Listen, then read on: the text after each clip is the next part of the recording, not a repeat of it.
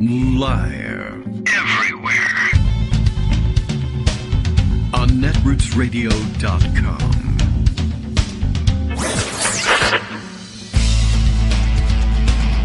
David Waldman. Kagro. In the morning. Now, here's David Waldman. Hey, good morning, everybody. How you doing? It is Tuesday, August 2nd, 2022. A lot of twos in that number as well. We keep track of these things for you. And by the way, if anybody wins the lottery betting on any of these things, I would think cosmic energy would compel you to send a significant portion of those winnings our way. And then magical things will happen. And we'll be able to continue bringing you the show, of course, and I don't know, something, and maybe we'll add some additional sound effects or something like that we would have to pay for. You know, we could subscribe to a newspaper in, let's say, I don't know, where would we go for? How about the Los Angeles Times? How about the San Francisco Chronicle? How about the Houston... Is that the Chronicle too? Oh, crap. All right. Well, at any rate, the point is we could distribute the wealth around the country. And don't you really want to stimulate the economy? Yes, you do. I'll answer that one for you. Anyway, lots to catch up on today because they refuse to stop with all of this stuff. There is news. It's all over the place. We'll pick up pieces of it and try to clean up a little bit and leave the place a little tidier than we found it this morning. If I am to go by what's in my email, here's what would happen. The Washington Post top politics news has landed in my email inbox. This is something they do from time to time. And then they promote the intern who does it. And then it disappears from the radar for a while. And then they hire a new intern to do it. Or whatever. I don't know. Maybe they don't call them an intern. But every once in a while, yeah, and then you get a new name attached to it. And I guess the new person compiling these things for people who subscribe to the Washington Post and would otherwise be reading the Washington Post, and now can read in their email that these are the things that you've read in the Washington Post or have not yet read but aren't interested in or whatever. I think they think they're saving you time. Maybe they are. And Courtney Clausen has that job now. You should see what's in my email inbox over the years. Half a dozen different names. And anyway, this is the most recent excited person to take up this job. Here's what's important in politics in 3 stories, according to, I don't know whether Courtney has the discretion to choose the stories. That would make it a fun job. Or whether it's just, here, put these 3 in, and then you write the email. Let's see. First up is a story that begins with the word first. First, January 6th defendant convicted at trial receives longest sentence of 7 years. That was kind of exciting to watch yesterday. Everybody else, I guess, has gone in for a plea bargain, and I guess now you see why. Somebody who decided to roll the dice and take their chances at trial has gotten 7 years in jail for it. But this was something of an extraordinary case, and I think the prosecution was looking for a terrorism enhancement to sentencing, but I believe the judge actually rejected it for whatever reason. But this is a guy who showed up with a truck full of guns, essentially. Guy Reffitt, it says, was a recruiter for the Texas 3%ers who was found guilty of coming armed to the riot, threatening his children, and leading a mob that broke into the U.S. Capitol. I believe he threatened his oldest son not to provide any testimony against him, witness tampering, in other words. So that was a big bit of news during the day yesterday.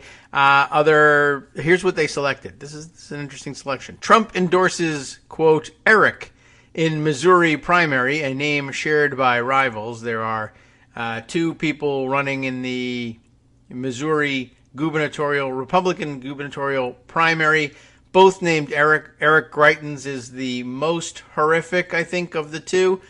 And all he did was endorse. I mean, there's a little bit of a, there's some humor in it. I'm not that interested in it.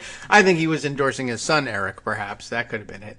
But he said his endorsement was for Eric, and then people asked, what does that mean? And they actually literally said, the endorsement speaks for itself. So it's a little bit of a, no one can control the boss as he slides into dementia thing, and I'm just going to say Eric, and I don't remember which one. I literally don't, so just put it out there and see what happens. Probably. And, Dave Weigel wrote that one up. It might be interesting to take a look at that one. And then lastly, here's it. This is it for politics. There's no more politics in this. Final stretch of primaries will showcase a divided GOP, which we call GOP. GOP, GOP, that's GOP, GOP, GOP. You take a G, that's G, and an OP, OP, you put it all together, that spells GOP. So there you go. Tuesday's contest in Arizona, that's today, by the way. Not Arizona, Tuesday. Tuesday's contest in Arizona, Kansas, Michigan, Missouri, and Washington, the state. The Washington state, if you will, could elevate more Republicans who, like Trump, have baselessly undermined faith in elections and pitched themselves as populist fighters against not just Democrats, but the GOP establishment. So that's it. That's all the politics there is. In world news, let's see. U.S. agency warns of Afghan famine, more suppression of women's rights. That's not good. Taiwan braces for Chinese show of force with Pelosi set to visit. We haven't really paid much attention to that one. And the big news of yesterday having to do with the drone strike killing of Ayman al-Zawahiri, longtime nominal, I guess, maybe operational head of Al-Qaeda, and killed in Afghanistan. So, well, that's really something. And it was a strong contrast, of course, between Biden's handling of these things, Obama's handling of these things, and Trump's handling of them. And they rolled out the videotape of the announcements, and no clearer contrast than that. They took time, Obama and Biden did, to, I guess, if they didn't know offhand, nail down the pronunciation of the name of the person that they had just assassinated. And I don't know. I'm sure that Donald Trump supporters probably found it more reassuring. It's even better if you mispronounce their name to show that last bit of disrespect. And it's not a matter of respect or disrespect. It's a matter of this is right. And I don't want to sound like a dummy. But okay. So we had that. And by the way, probably also worth contrasting things. Biden, I guess, in the Situation Room and being presidential and pulling off things like killing off, again, the head of Al-Qaeda, like ISIS and Al-Qaeda both just sort of grow another head when you kill one. But that's okay. You kill as many as you like, I suppose. And the contrast between that and while he was doing that, Trump was, I guess, yucking it up, or preparing for this strike anyway, yucking it up with Saudi sponsors of a golf tournament at his private club and saying nobody ever got to the bottom of 9/11 and the Saudis are very important. I was marveling over the weekend over his explanation of why it was okay to take Saudi sponsorship money for this new golf league, and his answer was the Saudis, one, that it's great for golf, which, really who cares about that? Golfers will, but I mean, the rest of us shouldn't. And I play my share of golf, but I don't care. It's great for professional golf. Oh, that I don't care about. Who cares? I'm not a professional golfer. And then he also I thought it was an interesting explanation. Very Trump in its outlook. Saying that, well, the Saudis, they invest a lot of money. They're very heavily invested in the United States. They own a lot of companies, a lot of very successful companies, and blah, blah, blah. And that was it. Basically, they're rich people. They invest in the United States. They own a lot of companies. So really, something. I mean, he doesn't get around to saying, really, you should excuse murder, or really, a tyrannical regime that represses rights of all kinds that are recognized as universal human rights elsewhere, that are occasionally state sponsors of terrorism, that, all these sorts of things, that grabbed Jamal Khashoggi and murdered him and cut up his body, all that stuff. But, he literally, I mean, it's very telling to see him say it, and to hear him say, lot of people say they do a lot of terrible things, but they own a lot of companies. Like that's really it for him. To him, that's you get to do what you want. When you own a lot of companies, they let you do it. All right, let's see more national news. I'm just sort of curious about what other. No, I'm not. Quite honestly, none of those things really strike me as absolute musts, considering what else we have tucked away. Although I am a little bit curious about how Dave Weigel would have treated this Eric business. Trump endorses Eric, and it's in all caps. All capitalized all the way through as though it were an acronym. Trump endorses Eric in Missouri primary, a name shared by rivals. The former president's unusual endorsement. That's a little bit normalizing, almost. Added uncertainty to an already tumultuous race. So let's see what's going on. I mean, we know what's going on. Let's see what Dave thinks of it here. The Republicans competing for the U.S. Senate nomination in Tuesday's primary here spent their final day of campaigning in a familiar state of suspense, checking their phones for a statement from Donald Trump. But by day's end, the former president injected more chaos into an already tumultuous race, simply endorsing, quote, Eric, a first name shared by two rival candidates, former Air Governor and rapey guy Eric Greitens, and State Attorney General Eric Schmidt, who is equally Trumpy, but not yet known to be a serial abuser and rapist. He suggested, I guess the president, or what's his name, Trump, did, that he was leaving it to voters to choose between them, which is another one of those, and here comes DJ.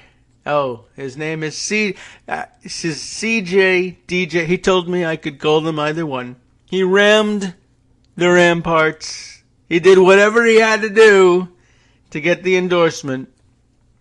And now it's okay. You just choose. Anyway, what did he say? I guess the actual quote is, there is a big election in the great state of Missouri. Oh, I forgot to do it in Trump voice. And we must send a MAGA champion and true warrior to the U.S. Senate. Someone who will fight for border security, and now more random, almost colonial era capitalization going on here. For border security, election integrity, our military and great veterans, who we just screwed, together with having a powerful toughness on crime and the border, which you already mentioned, but I like that. Powerful toughness. Okay. This is in, Trump wrote in a statement, I trust the great people of Missouri on this one to make up their own minds, much as they did when they gave me landslide victories in the 2016 and 2020 elections, and I am therefore proud to announce that Eric has my complete and total endorsement, which is, wow. I mean, obviously, I think done on purpose. He couldn't make up his mind. They both sucked up as hard as they could, and one was extra rapey, and it made it really difficult for him to make this decision.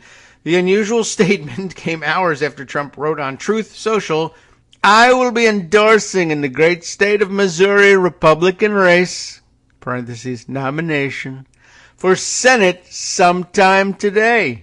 Sometime, can't make up my mind when, don't know, after my nap. In recent days, several of the candidates to replace retiring Senator Roy Blunt made an 11th hour pitch for the nod in the bitterly contested race. At the final pre-election rally at a St. Louis area GOP headquarters, Schmidt told reporters he'd been, quote, endorsed by President Trump, and that he'd thanked Trump when he called with the news. On Twitter, before his final rally at an airport near the state's largest city, Greitens, too, said he'd thanked Trump over the phone. The dual endorsement was a small victory for Senate Republicans who had worried Trump would endorse Greitens outright. Senator Rick Scott of Florida, the chairman of the National Republican Senatorial Committee, lobbied Trump on Monday, urging him not to back Greitens, according to a person with knowledge of the situation who spoke on a condition of anonymity to describe a private interaction. So I guess what he's done here is he wanted very badly to endorse the rapey Greitens, and enough people yelled, begged him, really, not to do that and to endorse the other guy, that he said, I think he may have consciously decided, what if I just say Eric? And then whichever one of them wins, I'll say, see, I got it right again. I chose the correct candidate. I never lose. So it might be about his record as much as anything else. All right. Is there more of real interest in this? I'm curious. How much can you write about this, quite honestly? But let me see. Now I am somewhat curious. The day's events amounted to a new dose of turmoil in a race that's been filled with it. Oh wait, was there more? I might have missed a bit here. Let me take a second look here. All right, no. People who with knowledge of the situation. Right, okay. Oh, we are in the right place. Graytons, who governed the state for 16 months before he resigned amid personal and political scandals, and has more recently faced domestic violence accusations that he denies, has campaigned as a martyred outsider, who used to be governor, who wrestled in the same swamp as Trump. To stop him, GOP-aligned donors had poured at least $6 million into a super PAC, Show Me Values, because I don't have any, with ads that highlight the accusations of abuse and warn that he isn't fit to represent Missouri, unless he's perfect. We've got all the right enemies, a defiant Graytons told an evening crowd at a house party here last week. What that tells me is that they recognize that our campaign is a threat to business as usual, which used to be us. Whatever. Okay. Ahead of Tuesday, some Republicans were hopeful that the ads had neutralized Graytons and that a possible endorsement from Trump would seal the race for Schmidt.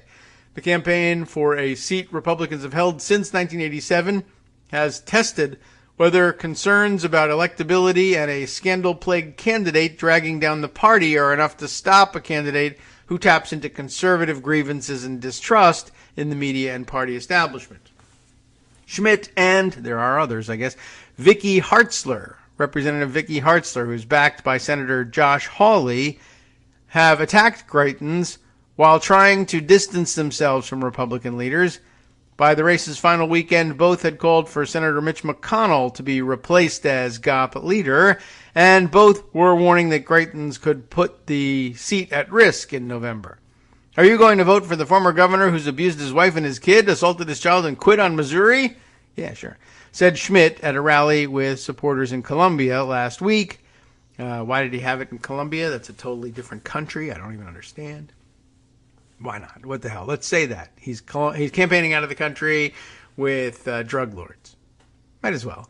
The Attorney General, who has pushed for Trump's support as he's risen in the limited public polling, was referencing allegations, of course, of Graytons' ex-wife, which the candidate has called a distraction, after separate accusations that forced him from office in 2018 resulted in no charges against him. This man is a quitter, said Schmidt, and when the going gets tough, he got going. Schmidt said after those remarks that he was still seeking Trump's endorsement, with the former president likely aware of the separation in the polls this week, but Trump, whose endorsements in other states have occasionally saddled the party with weak nominees, remained quiet for most of the race, apart from a statement condemning Hartzler. That's it, huh? That left many Republican voters guessing which candidate shares the values and priorities they appreciated from Trump, or at least the fighting spirit against an establishment they believe had given up too much ground to liberals. Eric Schmidt is the establishment candidate, said Kim Franklin, a 55-year-old social worker who supports Graytons, waiting for the former governor to speak at a Saturday rally at a sports bar where neon marked the, quote, stairway to heaven and the highway to hell. She compared the ex-governor to ex-presidents. They both got railroaded, and we, the people who voted for them, got robbed. I don't even know exactly what she means there, or don't also know. I haven't no guess where Stairway to Heaven and Highway to Hell go to. I don't even know. Whatever.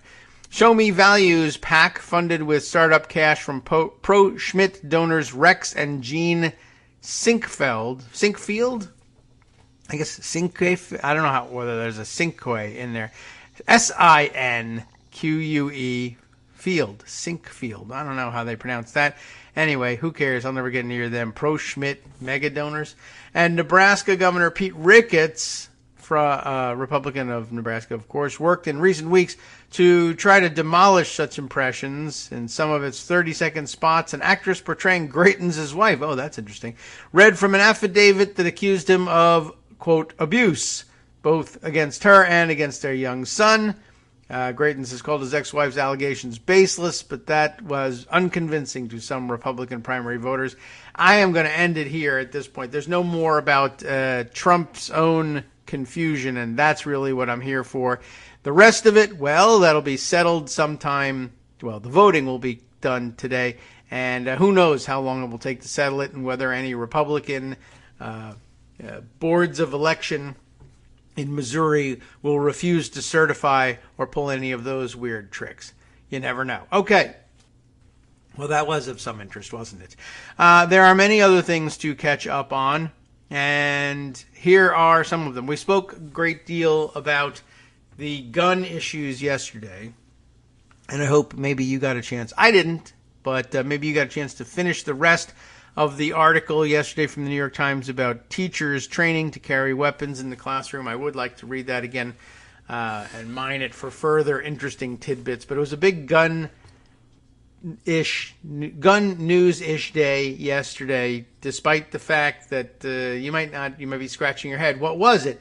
I don't recall seeing any splashy or gruesome headlines of a mass shooting or anything like that in the news. And the answer is no. You were seeing perhaps a small trend in what Americans are having to do to try to avoid mass shootings these days. And I'm not talking about giving your kids bulletproof backpacks or bulletproof blankets to take with them to school, but in a similar vein, the various things that we're doing to try to avoid mass shootings, rather than saying, well, maybe we should do something like clamp down on the availability of the weapons used in these mass shootings.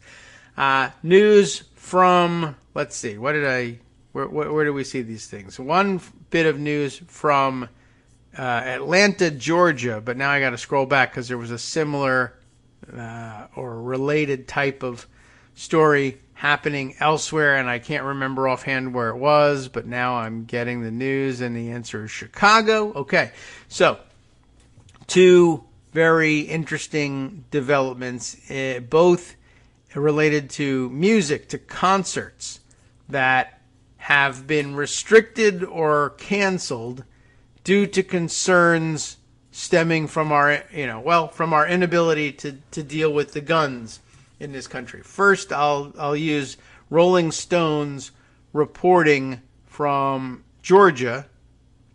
Georgia's gun laws, it says, are forcing Atlanta's Midtown Music Festival to cancel this year. That is to say, not to cancel the year, but rather to cancel this year's concert. The year goes on, despite my best efforts. The annual event takes place in Piedmont Park, the subheader explains, a public space where guns are permitted, and a short-term tenant of that property can't enforce its own ban. John Blistein, B-L-I-S-T-E-I-N, Blistein, perhaps, has written this one for Rolling Stone. Complex and not entirely clear how other concert venues and promoters will be affected by this, but let's try and parse it out here. Georgia gun laws are to blame for the cancellation of the 2022 Music Midtown Festival in Atlanta, Georgia on Monday. Oh, I see. I'm going to have to skip over here to Pocket to read the rest of this because, one of the things I guess we could think about subscribing to would be Rolling Stone. We do frequently go to their reporting, frequently enough that we ought to reward them perhaps with a subscription at some point. But where were we on this? It doesn't look like it reads exactly the same. Yeah, I guess it is. All right. On Monday, Live Nation announced, I don't know who that is, I guess that's the promoter of the concert. Live Nation announced that the festival, set to take place in September, was canceled. Oh, I need my, there we go, trombone horn for that one. Stating only and we have to read between the lines here, due to circumstances beyond our control, Music Midtown will no longer be taking place this year. We are looking forward to reuniting, or we were, we are looking forward, it says, to reuniting in September, like where, and hope we can get back to enjoying the festival together again soon. I think that needed to be proofread. Anyway, though Live Nation did not officially give a reason for the cancellation, sources who worked with the festival confirmed to Rolling Stone that Georgia's gun laws were to blame. How so? Since 2011, Music Midtown has taken place at Piedmont Park in Atlanta. And parks are among the various public spaces in Georgia where guns are allowed to be carried. The festival, as a temporary user of the park, does not have the standing to supersede that law and enforce its own ban. The festival's website stated that weapons or explosives of any kind are prohibited, which really, that's the way it should be in a large crowd anywhere like that. But, Georgia being the guns everywhere Georgia state that it is, this is a state with gun laws that really did swing way wildly to the far right extreme, up to and including the fact that guns are permitted, they're allowed in any public space, and then they have a rather liberal interpretation of what the public spaces are.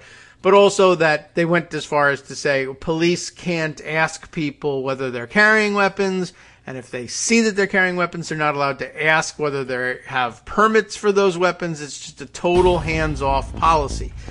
So, if you have a music festival in a public park, though you are a private event, and I guess probably a ticketed event at some level anyway, because you're a short-term leaser and not the long-term leaser or owner of the space, you're not entitled under Georgia law, I guess, or the Supreme Court at any rate, to say that you can enforce your own private gun rules there.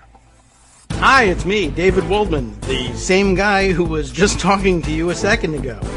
Our Patreon subscription drive is still going strong, with over 175 monthly donors who help keep us on the air.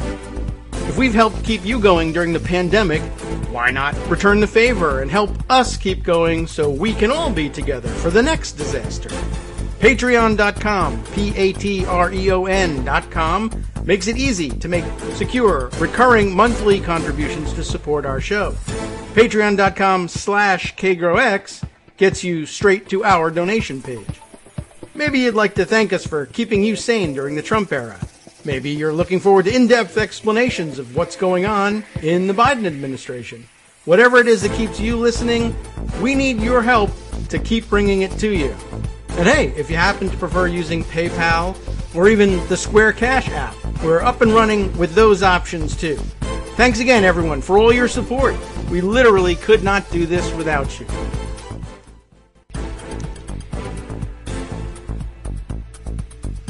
All right, welcome back now to the Kagro in the Morning Show here on Netroots Radio. Well, let's see. Shall we just continue with Rolling Stone rather than doubling back on something? I have some more information to share with you about something else, but let's continue on with the Rolling Stone article. You see the dynamics of what's going on. There's a little bit more of an explanation in here, but I think I'll let the writer make things clear if I haven't.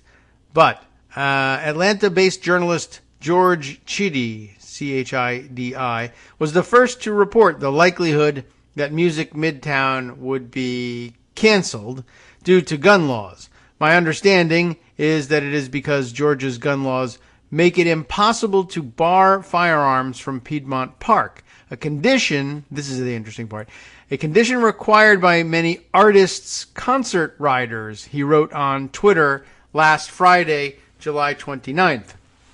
And I guess, here's the tweet from him. And, it says that thing which we just explained to you a minute ago.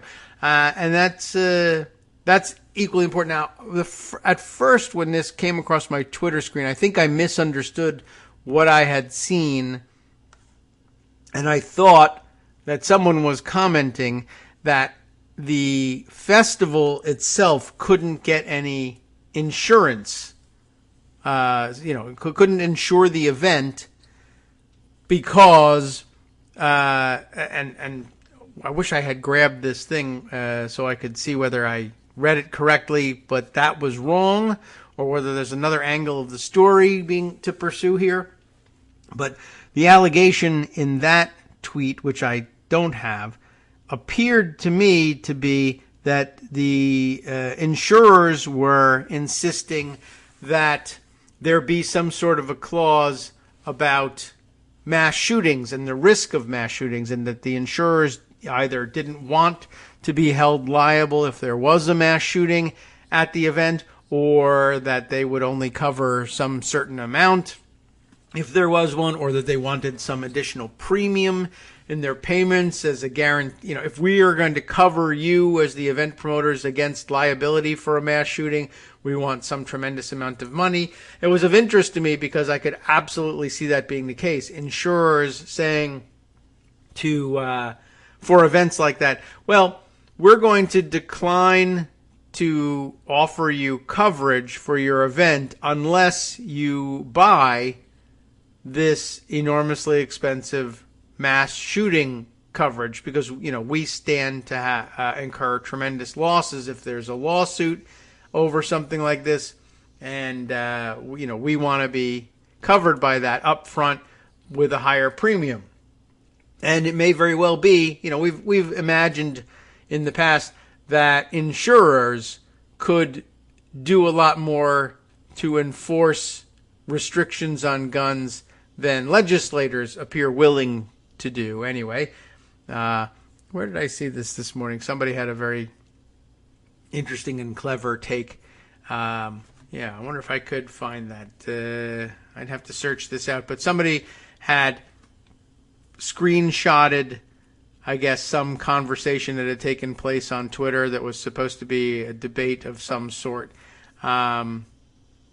between two users, one saying capitalism is more important than democracy, and the other person answering them, they're both equally important.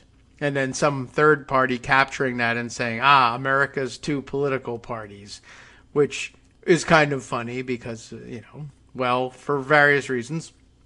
But I think you can tell what it is. But, it actually, it set up an interesting debate even among the people who hold a special place for capitalism in our system of government.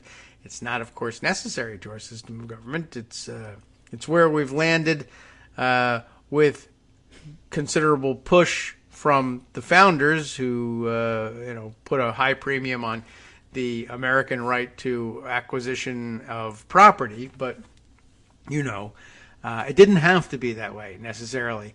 But it reminded me of that. I wonder if I could find that tweet. This is too likely to lead to.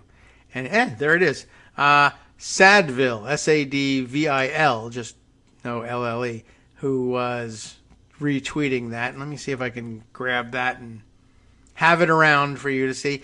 But yeah, it reminds me of that just in terms of maybe capitalism is either equally important or more important. The legislators in our country won't do anything, claim they can't do anything about clamping down on the availability of guns and the proliferation of gun violence. So maybe capitalism actually can, right? So insurers could put this out of business. You need to have if you own a gun and you don't have gun owner insurance, and there's some sort of a accident or intentional shooting, for that matter, for which there's liability, you're not covered for that. And in order for you to be able to bear arms, there's a tremendous expense that goes along with it. Although that probably wouldn't even necessarily be a huge problem among the right-wing lunatics out there who would say, it's a little bit like a poll tax. We don't want poor people, wink, wink, and we know what color we think they are, even though it's quite a mix. But then they wouldn't have guns. Well, they would. They would have, of course, the illegal guns. And then they would be able to point to that and say, round them up and arrest them for that, but leave those of us who have money and guns alone. So it could certainly work out very poorly. But on this level, with insurance and events and things like that, it might be of some real interest. Although I think probably legislators will address this by saying, we forbid insurers in this state from requiring a mass shooting premium. And that'll be the end of that. But for now, we can't have this because not in fact, at least according to Rolling Stone's reporting here, because the insurers of the event insisted on it, but rather that the artists, those are the riders we're talking about, not insurance riders, but the artists' appearance contracts, and those riders, that you sometimes famously hear about, only green M&Ms or whatever, or no brown M&Ms, or what was it? I don't remember. Backstage famously for, I don't know, Van Halen maybe? Maybe I'm making that up. It could be urban legend, who knows? But all sorts of things about the conditions under which they will and will not perform. And it stands to reason that I think that these artists would say, yeah, I'm not going to be performing in front of a crowd that might very well all have guns or bombs or whatever, because you can't prohibit explosives even from the concert venue. And I tweeted that news out too, or retweeted perhaps the Rolling Stone article that was highlighting what was going on here. An interesting answer from somebody and saying, hey, kudos to the artists who are fighting for gun safety, and who prioritize gun safety over the concert. But I don't know. I mean, I don't think this is the case, but I certainly don't know that what they're doing is saying, yeah, I'm taking a stand against gun violence, and I will only perform at venues that have strict controls because I like strict controls, and I think everyone should have them. I think it's more about personal safety. Well, I'm not going to perform at a place where the audience could be armed for a number of reasons, not least of which, by the way, is the fear of being sued if there is a shooting, mass or otherwise, in the crowd. And, these days when people sue, they sue everybody. So, I sue the artist, sue the promoter, sue the venue owner, sue the person you shoot, sue the manufacturer of their gun because they were only shooting at them because they had a gun too, whatever. But artists don't want to be getting caught up in that. And of course, also they don't want to be getting shot or blown up or accidentally targeted or purposefully targeted in an assassination attempt. So they want controls on who can carry what inside the venue. And if they can't have it, they're not going. And to the extent that Georgia officials come to care about not being able to have music festivals that draw tourists and fans, and money is spent and money is made and therefore donated, then maybe they want to do something about it. Although it might end up being, more than likely, the Georgia legislative response to that would be, concert riders from artists have no legal force in this state. And you have to perform wherever wherever you go. And you're not allowed to require that there be no guns. Of course, they could just not show up. Anyway, according to the Atlanta news outlet Saporta report, Music Midtown's gun ban was informally challenged in May by Philip Evans, a gun rights advocate in the state. So if you had tickets and you're mad, call Philip Evans. The month before, Evans had actually lost a court case against the Atlanta Botanical Garden over its right to ban guns from its property, with the Georgia Supreme Court ruling that the garden's ban was valid since it leased its property long-term from the city of Atlanta. But you see what Evans's argument was that they were a public property, that they're leasing the property from the city of Atlanta. City of Atlanta owns it, therefore it's public property. Therefore, I should be able to carry my guns there. And believe it or not, the Georgia Supreme Court said, yeah, but there's a long-term lease by a private organization, and they control access to this place over the long haul, and so it's up to them. That's an interesting decision.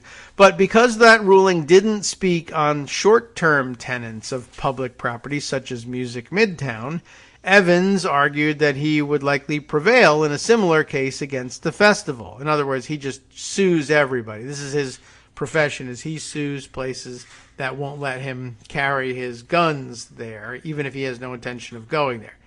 So anyway, though Evans never did bring that lawsuit, he demanded that Music Midtown lift its firearm ban.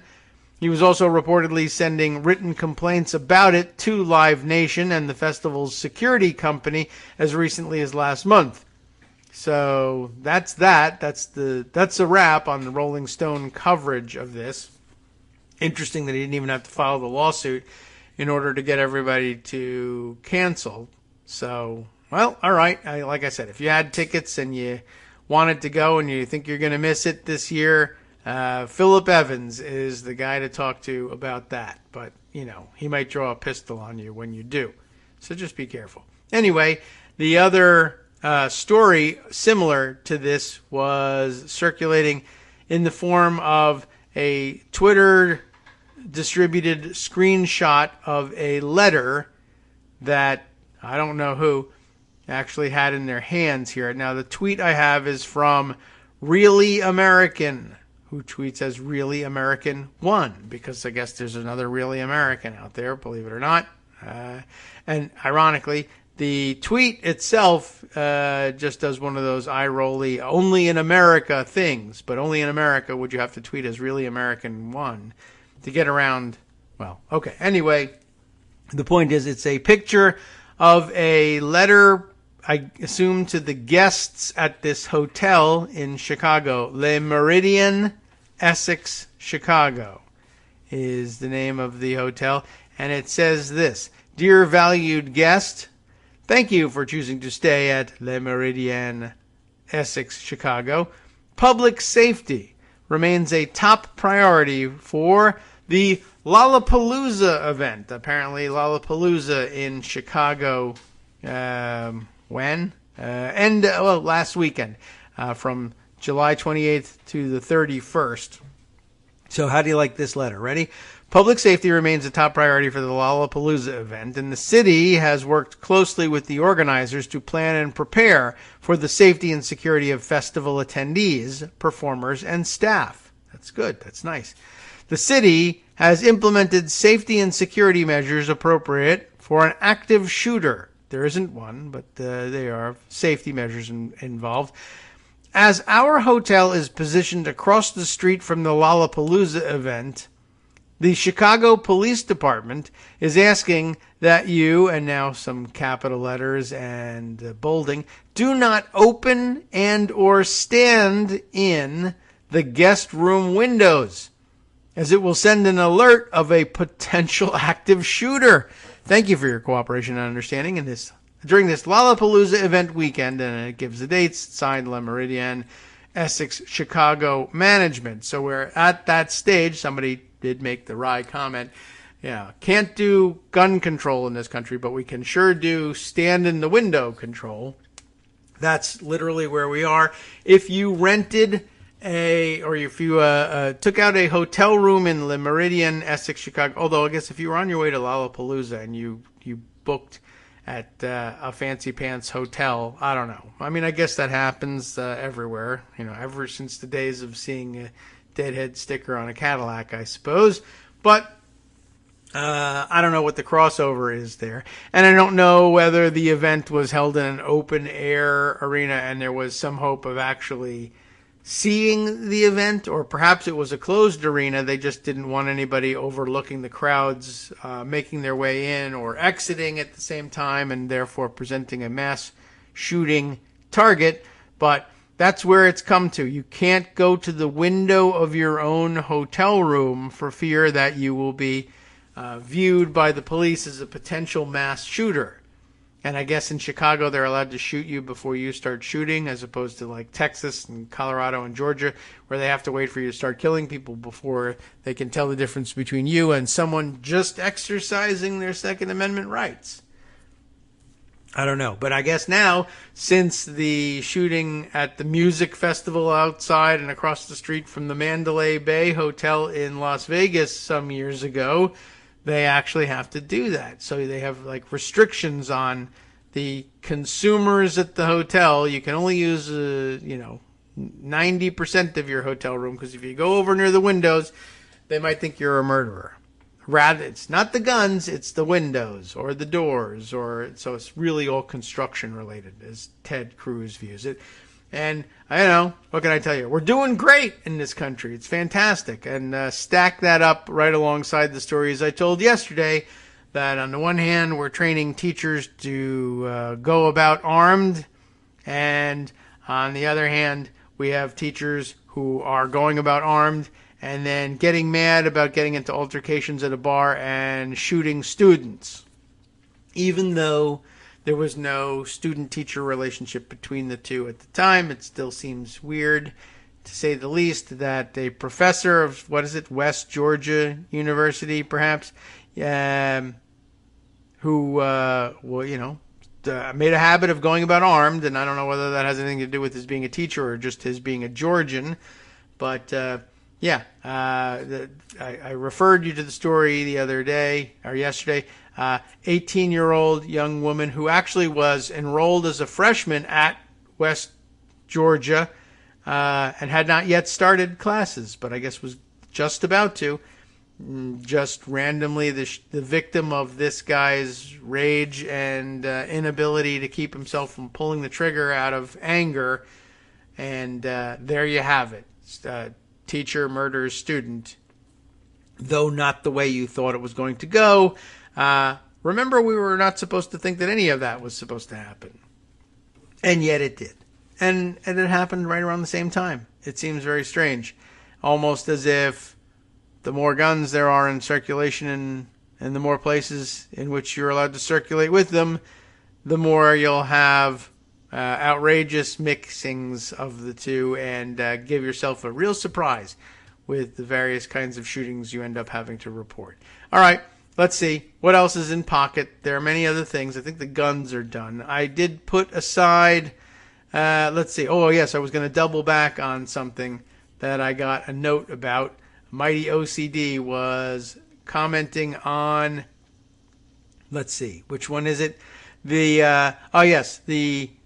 January 6th rioter who was convicted and sentenced to 7+ years. And I mentioned that there was a terror enhancement in the offing, but apparently it was a Trump judge, a Trump appointee, perhaps. Well, it says here, judge was a Trump apologist / appointee is how Mighty OCD puts it. But who said that the terrorism enhancement was wouldn't work or was inappropriate because the prosecution had not sought that enhancement against anyone else so far, and so I guess it wouldn't be fair to do it against this guy, except, well, on the one hand, he did sentence him to 7+ years, so there is that. Is not too much of an apologist, I guess, or at least not enough of an apologist that he was willing to waive all of the prison sentence.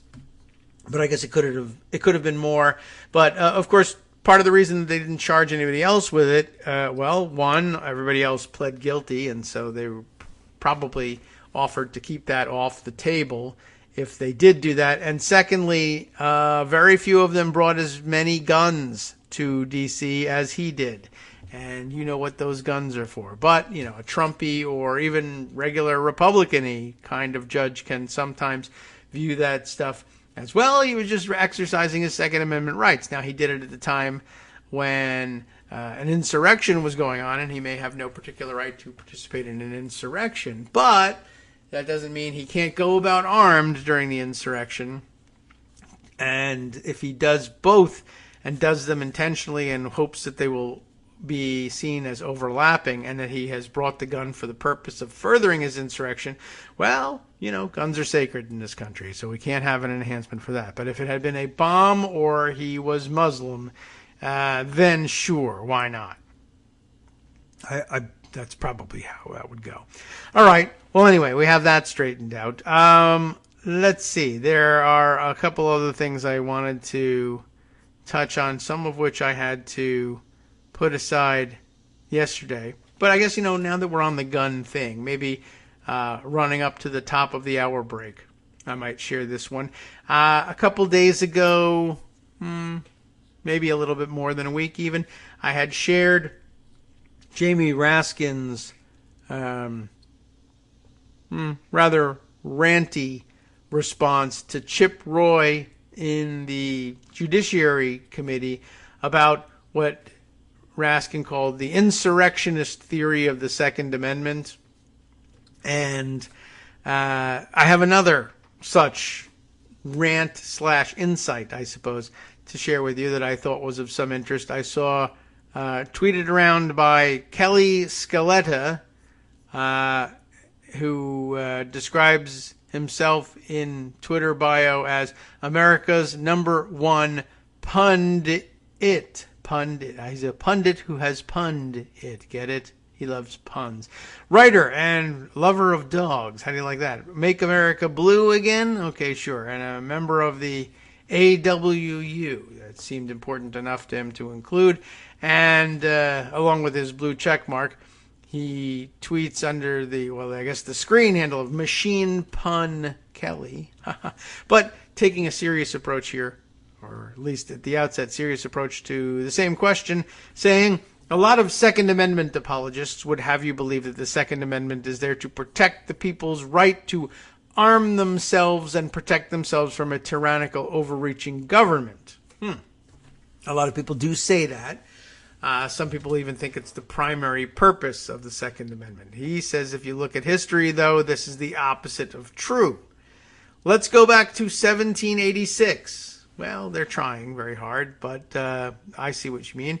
Let's go back to 1786. The Massachusetts governor, James Bowdoin, was excising high taxes. That's an interesting way of putting it. Excising high taxes, higher than they were under England even. And farmers weren't able to pay them. Bowdoin started locking up those who couldn't pay. It was a pretty ugly situation. So the farmers got pissed and took up arms and rebelled. The rebellion, named after one of its leaders, Daniel Shays, was eventually put down. But the whole thing raised some pretty big holes in the Articles of Confederation. The state didn't have the money to put down this rebellion. So people started thinking there needed to be a stronger central government, and a bunch of them got together to discuss how they could form a strong central government. One of the primary concerns was how the federal government, or what would become the federal government, could collect taxes. That's true. This is established by the fact that it was the first thing they agreed on. Anywho, long story short, after a long drawn-out process, 5 years later, the Constitution and Bill of Rights were agreed upon. Congress reached a consensus on the Second Amendment in January of 1792. 4 months later, Congress passed the First Militia Act of 1792. And 6 days after that, they passed the Second Militia Act of 1792. How do you like that? The backbone of this legislation was the Second Amendment, which gave states the right to an armed militia. Far from protecting the rights of insurrectionists to insurrect, this supplied the president the power to command those state militias to put such rebellions down. And he has grabbed a bit of the text from Wikipedia on one or the other of the acts, which comes from Section 2, and there's a highlighted section. Should I just read the highlighted section, or do you want the whole? There's an extra sentence or two here.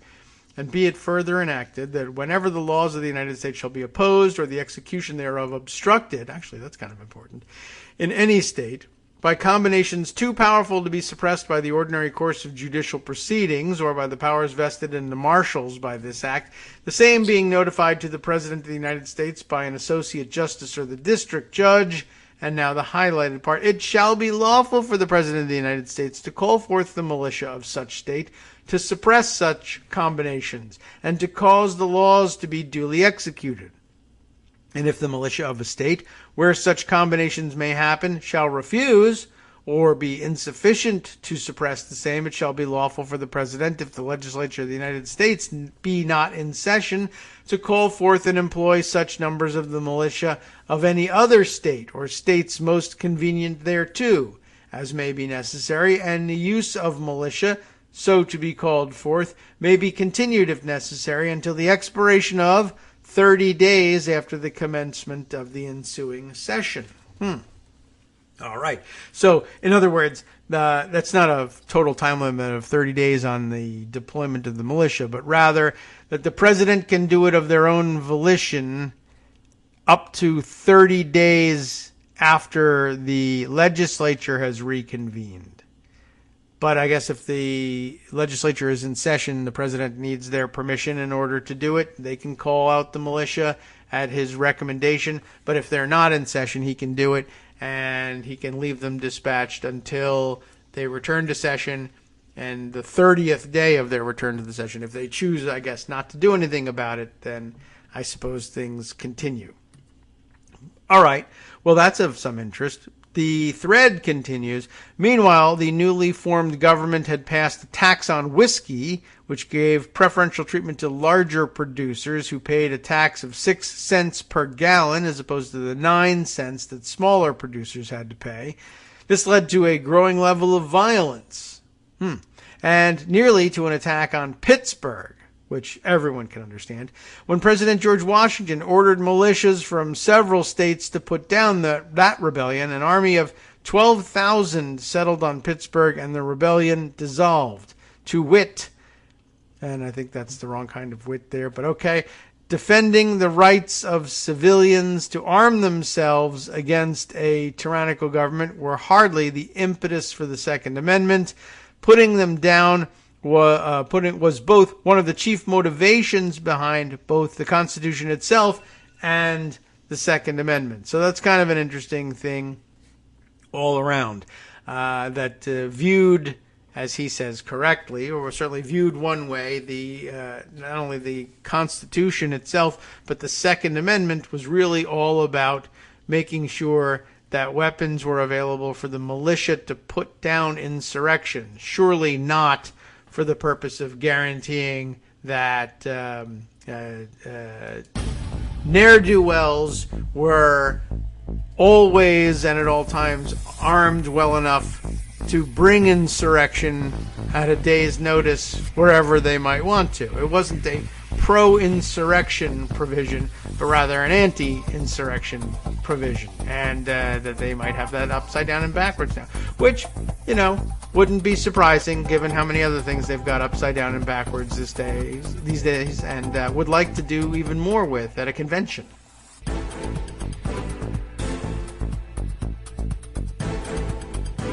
All right, welcome back now to the Kagro in the Morning Show here on Roots Radio. We continue on. Let's see. That reminded me that we had mentioned but not read all the way through, or even part of the way through, the article that Greg brought to our attention yesterday. It's still in my pocket collection here. Business Insider was where they had reported this. How long do you think it would take us to read through this one? It would take quite a while. But yeah, maybe it might be of some interest to get into this about the Constitutional Convention thing. This is not the first I've heard of this sort of weirdo conservatives' interest in calling a constitutional convention.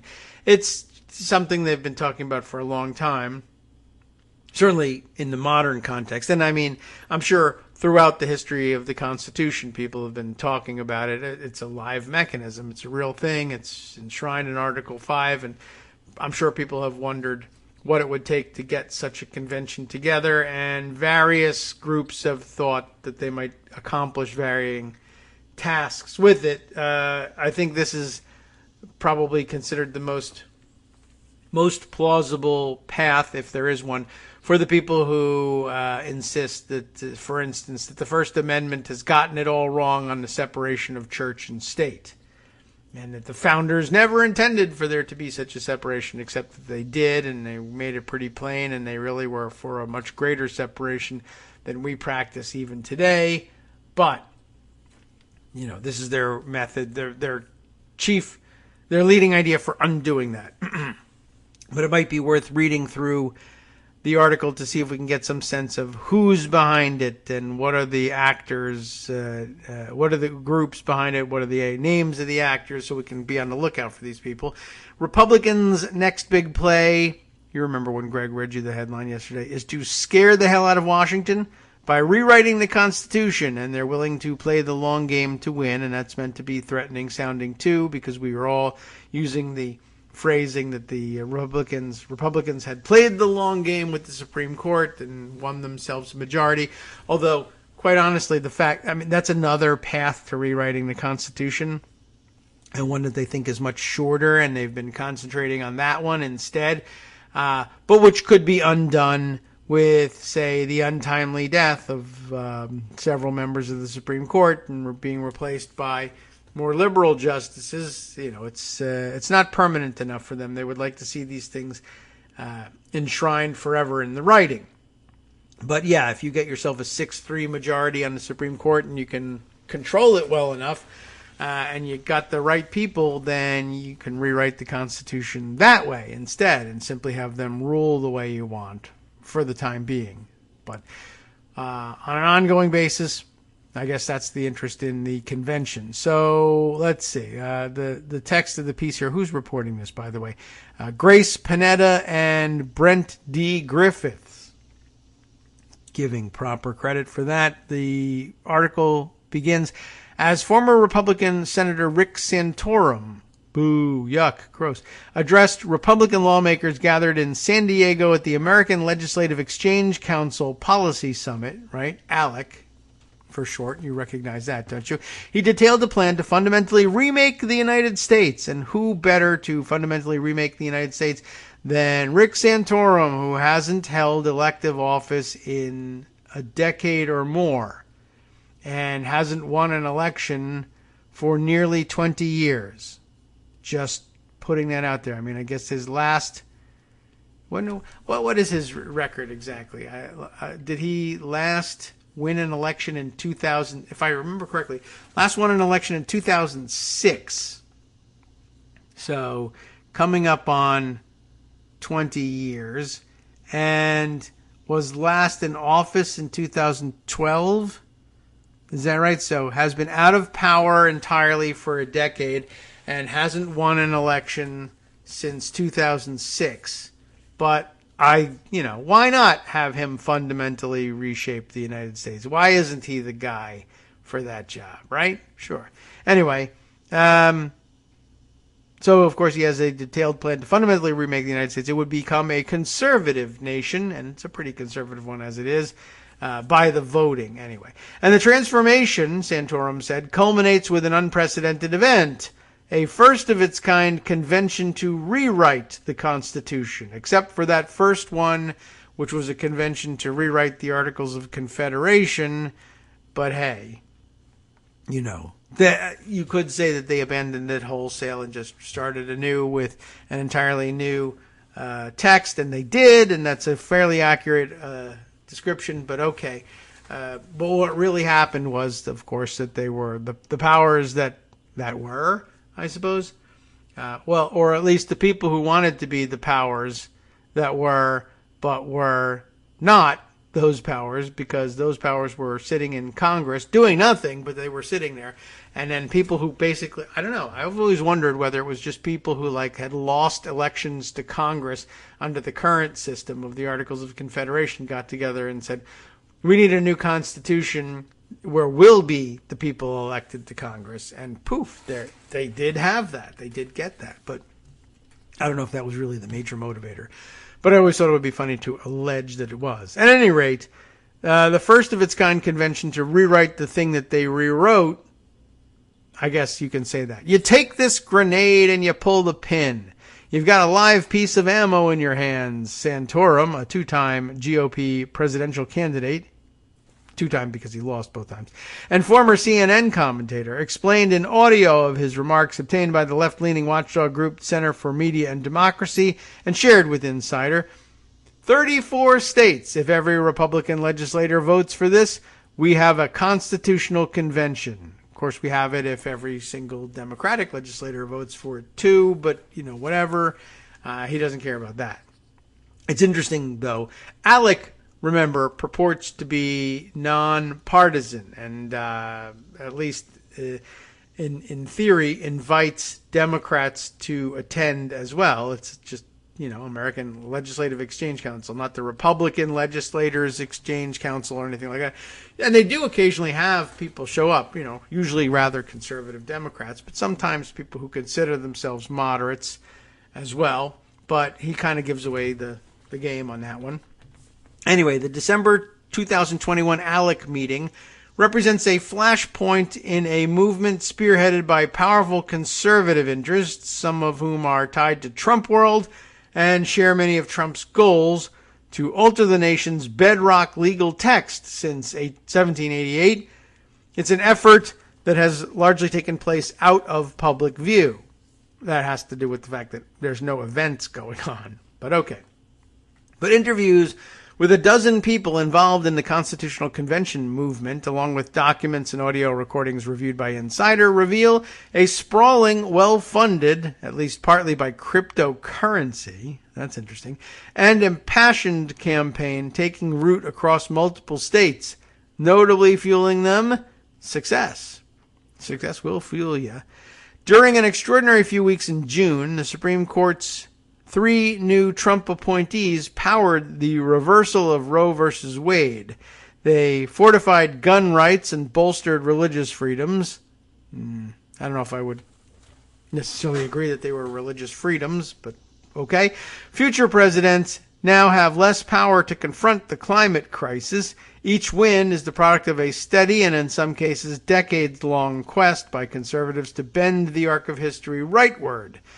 This isn't an exercise either. State lawmakers are invited to huddle in Denver starting on Sunday to learn more about the inner workings of a possible constitutional convention at Academy of States 3.0, the third installment of a boot camp preparing state lawmakers in anticipation of an imminent Article 5 convention. Rob Natelson, a constitutional scholar and senior fellow at the Independence Institute, whatever that is, who closely studies Article 5 of the Constitution, and it's not that long and whatever, and there's nothing to study either, by the way, since nothing has ever happened, but sure, closely study that, predicted to Insider that there's a 50% chance that the United States will witness a constitutional convention in the next 5 years. Whether it happens, he said, is highly dependent on Republicans' success winning state legislatures during the 2022 midterm elections. So, pay attention to the state legislative elections in your state. But not everyone in the conservative constitutional convention movement believes such a gathering is so imminent. It will likely take years more work to reach their goal, if they ever do. At minimum, Republicans will need to flip several Democratic-controlled state legislatures and convince remaining GOP holdouts of the necessity for a convention. That point is illustrated by the inclusion of this map of the United States showing which states have passed Convention of States resolutions to amend the Constitution. A two-thirds majority, of course, 34 states, are needed to pass the group's call to convene a constitutional convention, much less actually ratifying any of the things that are proposed there. But who has done it? Let's see, how many states have we got out there so far? I thought the number was up there, or maybe it's reported elsewhere. 20, I don't know. Well, let's look, I guess we can count. Let's do that. Who has passed a resolution in their state legislature calling for a convention at which they intend to amend the Constitution? North Dakota has done it. They're the northernmost state to have done so. Wisconsin, I'll move north to south, is the second. And then we'll fudge it a little bit on north to south. But Nebraska, Utah, Indiana, West Virginia, that's 6.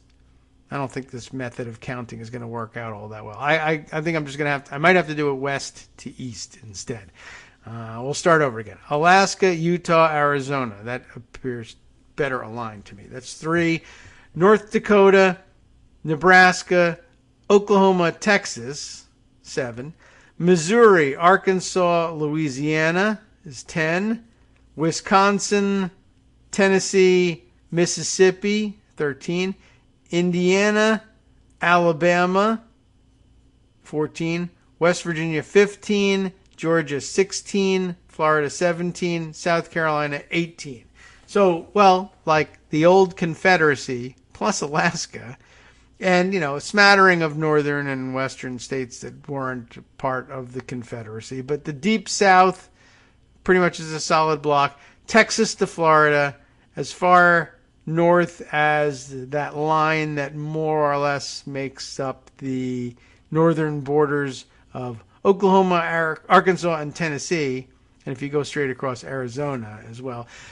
In light green, those states that have made progress towards it. I don't know what the progress is, but apparently they've had some success with it in New Mexico, in North Carolina and Virginia, the other Confederacy states, in Delaware as well, because why not?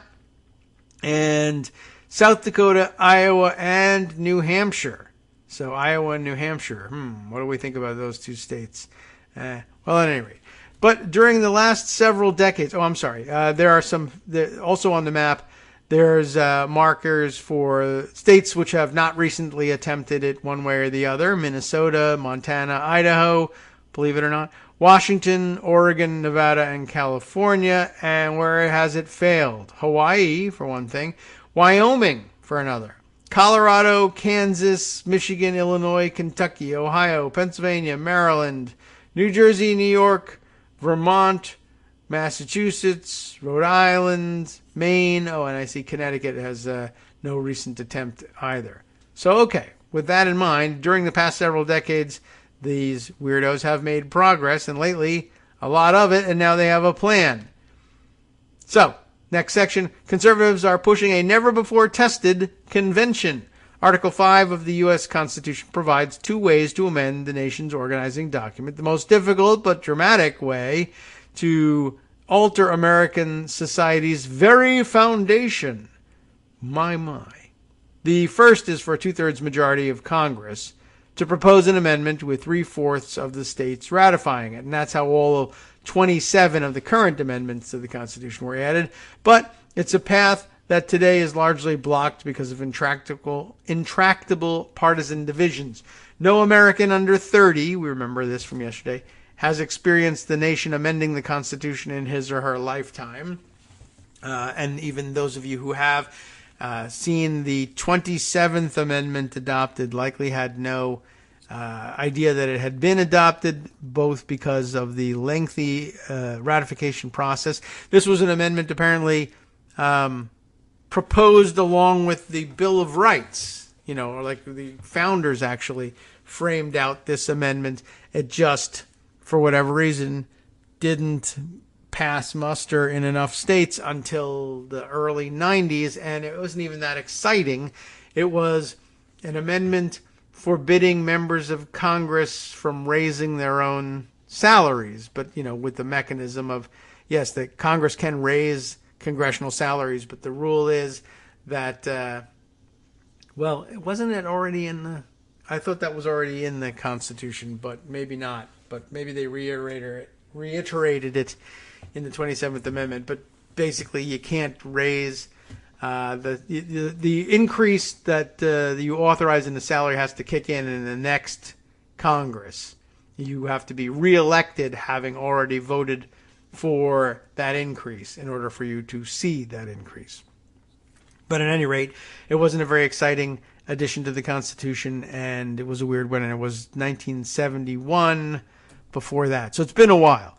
The second method, though, never before accomplished, for good reason, I think, involves 2/3 of U.S. states to call a convention. The power to call for a convention belongs solely to state legislatures, who would pass and ratify amendments without a governor's signature, Congress's intervention, or any input from the president. So that's, of course, quite interesting. And I guess, I don't know if the founders really thought all the way through that one, just in terms of what that would really mean. You still need the 3/4, I think, of the states to ratify, and only 2/3 to call the convention. But I guess if it's called, I don't know if the framers really thought through the idea of a political party driving this. If we take over enough state legislatures, we can call for a convention not to just discuss, hey, how are things going and what tinkering might we want to do, but to bring a convention together for the express purpose of passing particular amendments that are advantageous to that political party, and that with 2/3 of you already agreeing just to get there, you're just looking for another 10 states or so to bring along to get to ratification. So, I think maybe the founders' vision of things was, well, they might be sort of a generalized sentiment for such a convention, but not that would be orchestrated with a particular amendment in mind driven by one political party. But maybe they didn't. I don't know. Maybe they did envision this. I suppose it would be difficult to believe that a convention would be called without some plan ahead of time. Not just people saying, it could really use some amending, the Constitution. We should just try it out. I mean, who knows what kind of fun ideas we might have had since 1788. You'd think that they would have had a plan in mind when they bring people together. Anyway, some states have tried without result to prompt a constitutional convention. They've together issued hundreds of pro-convention resolutions or calls over 200 years to reroute constitutional amendment powers away from Washington.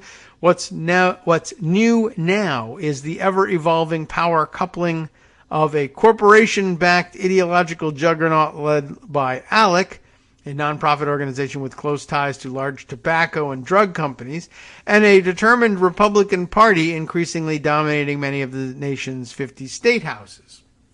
If they were successful, a constitutional convention led by conservatives could trigger sweeping changes to the Constitution, or throwing it out entirely, I guess. Remember, as they say here, the section is they're pushing a never-before-tested convention. But and it's technically true. Under the Constitution, there's been no such convention, but the original Constitutional Convention was such a convention, and people really thought that they were convening it for the purpose of reworking or amending the Articles of Confederation, and the product was a wholesale trashing of the Articles of Confederation and replacing with something entirely new. And to the extent that history's any guide, I think you should expect the same thing from a constitutional convention. As they say here, if they were successful, a constitutional convention led by conservatives could trigger sweeping changes to the Constitution, or it could see the whole thing thrown out and replaced entirely, minus the part about stuff they like guns. That stuff they would keep, and maybe make even worse. Their goals include gutting federal environmental standards, nixing nationwide education requirements, and creating an incredibly high threshold for Washington, D.C., or a territory to earn statehood. Some would like to make it difficult, if not impossible, for someone, the National Institute of Allergy and Infectious Diseases Director Anthony Fauci, for example, to work for decades within the federal government.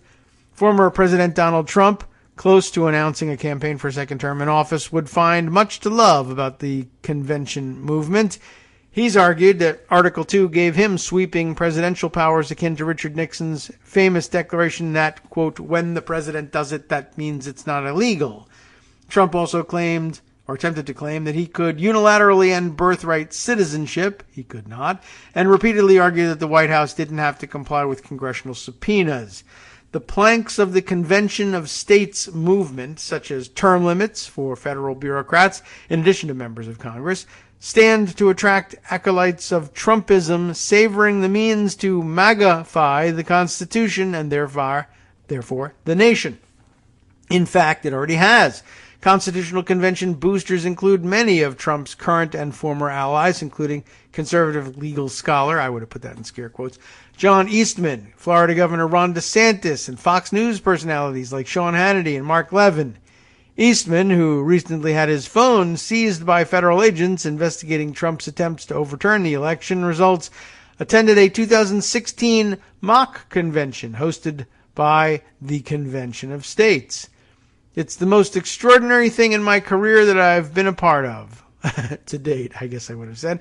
Eastman said in a video produced by the convention simulation organizers, the process actually works. Well, of course it does. I mean, all the process is you get together and say what you wish for, and that's the process as far as you can see. So, well, it's not really going to have a tremendous amount of difficulty involved, and especially if everybody is ideologically homogeneous and has come there for the same reasons. Anyway, it's interesting. It's the most extraordinary thing in his career he's been a part of, but then he had to one-up himself and be involved in a coup. Now that's probably the most extraordinary thing. 6 years later, the Academy of States 3.0 is taking place Sunday. This is last weekend, right? Ahead of the National Conference of State Legislatures 2022 Summit in Denver.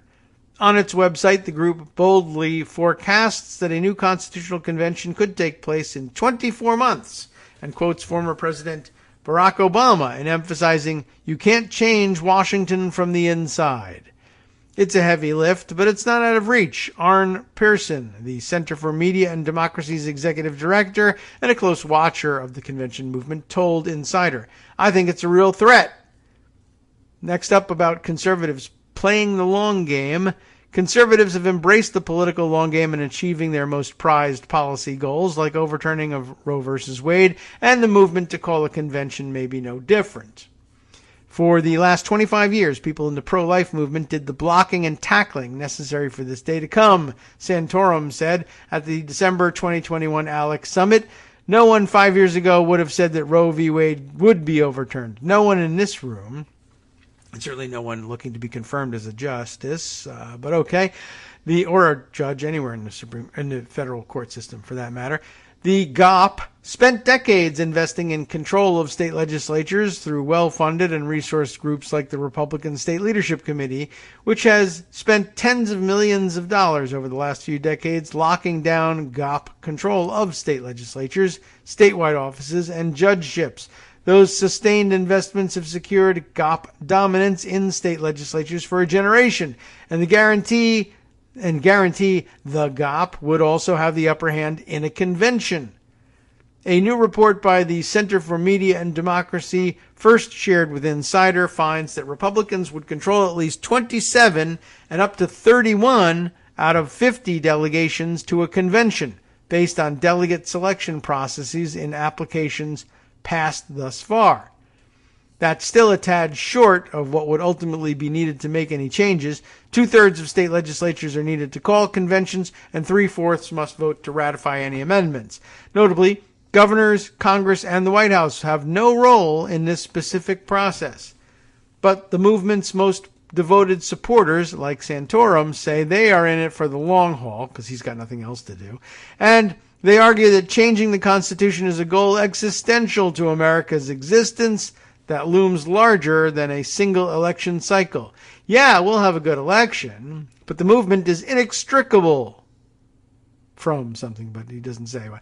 Why? Because every institution in America is against us, Santorum said. What does that tell you? Apparently nothing. These guys view that as, that means nothing. Every institution in America, literally every institution in America is against us. Therefore, we're right. Whereas others would say, maybe I should think this through and reevaluate. What if I'm wrong? But no, not Santorum. This is where Santorum apparently invokes the founders and their vision of federalism. I say to you as a Republican, or as Republican state legislatures, you actually have the key. Well, okay. That's not really much of a statement. Activists also say that with Congress sharply divided, a convention would send an unmistakable message to Washington that lawmakers need to change their way or be prepared to get run over. The states have sort of lost their voice, and all we can do now is beg from the cheap seats and say, hey, don't do that, said State Representative Bill Taylor of South Carolina, who led his state's push to pass a call for a convention. Faced with a Washington dominated by Democrats, many conservatives want to unleash a force to put the nation's capital on notice. The idea of states coming together is going to scare the living hell out of Washington. Rawr, yikes. Taylor told Insider they are going to be terrified of the states, which is exactly the relationship you want. Terror. The right isn't alone in pursuing a convention, by the way. On the left, Cenk Uygur, the progressive commentator, founded Wolfpack in the wake of the Supreme Court's landmark 2010 decision in Citizens United that accelerated an era of big money politics. 5 Democratic states passed Wolfpack's call for a campaign finance reform-focused convention: California, New Jersey, Illinois, and Vermont, and Rhode Island. Oh, that's interesting. So they're on the map as either having had the things fail or not having tried anything recently. And I wonder whether, like, I was pondering that earlier, like, does the resolution say specifically what you should convene for, or is it just calling for a convention? I could see that being the case in the Republican version of it, that it calls for a specific amendment to be considered, and I guess you could put that in the language. There's no reason why you would have to leave it open-ended. Interesting. Hi, I'm Scott Anderson, the guy that writes the daily summary for this show, Kagro in the Morning. Thank you to everyone that supports this show. Many of you send donations through PayPal, Patreon, Square Cash, Radio Public, and so on. Some of you write your own essays and send them in, or read articles with your own commentary. We appreciate it. Now, some of you are listening to this and thinking, I'd like to help, but isn't there something I could do that wouldn't require money or effort? Why, yes, there is. You can just like us. On Daily Kos, they call it the recommend button. YouTube has a thumbs up. There are hearts and likes and love buttons. Tap our love button. Tap our love button every day. Share our shows and summaries on Facebook and Twitter, YouTube and iTunes, Stitcher and Amazon. Most of these places allow you to write a review, so a sentence or two would be great. Recommend us to social media, or tell your friends to listen to the show. You aren't just helping us, you're helping them find their new favorite thing to listen to. You could change the world. So thank you in advance from me and everybody else in the world.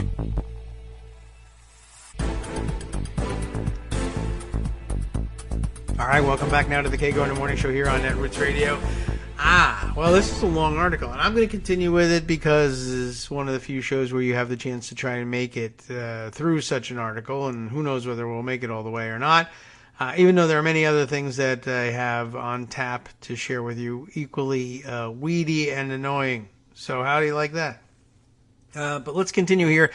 I had just read that the right, as they say, is not alone in pursuing this convention, and that a left-leaning wolf pack headed by Cenk Uygur has promoted a convention with the idea in mind that they would convene to discuss adding a campaign finance reform amendment to the Constitution. And what is interesting is so they got campaign finance-focused convention resolution language through in California, New Jersey, Illinois, Vermont, and Rhode Island.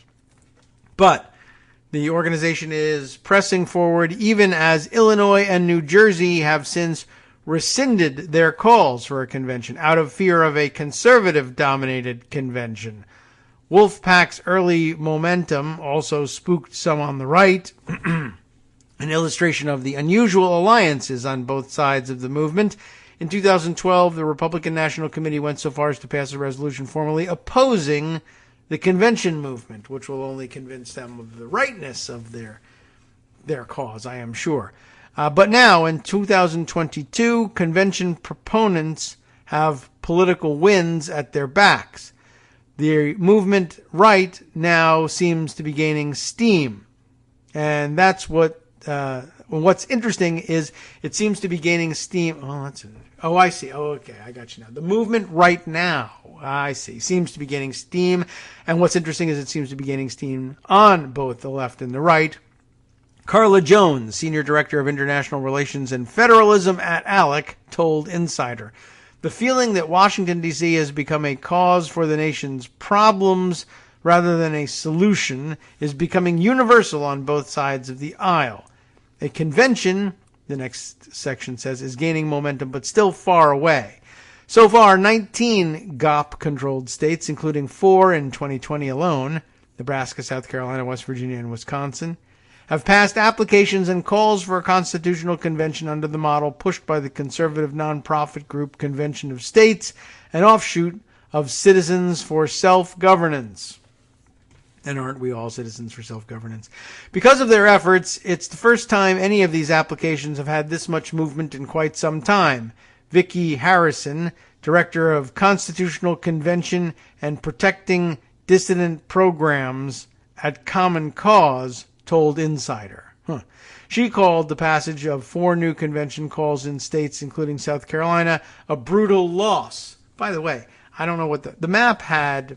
The map I mentioned earlier would tell you what year these resolutions were passed in, and I wonder whether they shouldn't have some sort of an expiration date on them. Like, okay, if they're passed in 2022, I guess I'd say, all right, well, that seems like a pretty recent thing. But if they passed in, I don't know, 1916, would it matter?